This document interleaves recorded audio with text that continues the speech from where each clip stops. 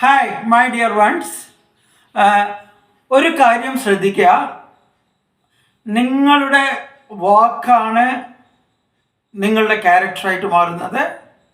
And നിങ്ങളുടെ character നിങ്ങളുടെ destiny ആയിട്ട് ഡയറക്റ്റായിട്ട് കണക്റ്റഡ് ആണ്.